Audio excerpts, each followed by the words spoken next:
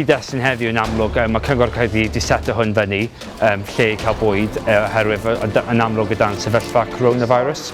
Felly mae staff y Cyngor Caerdydd a gwylfyforwyr gyd i dod mewn heddi i trial helpu gymaint â posib. Perfect. Alright, so I'll run this down to the warehouse now. They'll put all this together and hopefully we should be able to get this this afternoon. Mae'r gwasanaeth yma i bawb sydd mewn wirioneddol angen, felly falle pobl sy'n methu gadael y tŷ, falle mam sydd gyda llawer o blant a mae'n pryderu gadael y tŷ, pobl yn abod, y fwyaf sydd angen yn ein cymuned, i fod yn onest.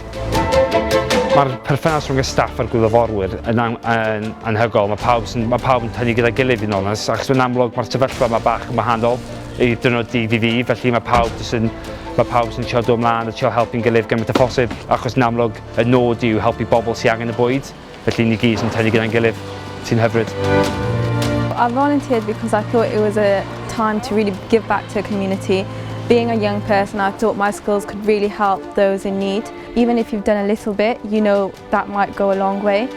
I volunteer because I think it's quite a momentous time, and there's a lot of people that need a hand. They just can't go out and get what they need, so just helping out the team. People have responded amazingly. They're just so grateful for the help that we're giving them when they're stuck inside at the moment with no help. So to be able to just pick up the phone to us and us deliver it to their doorstep is just, yeah, I've had so many lovely comments.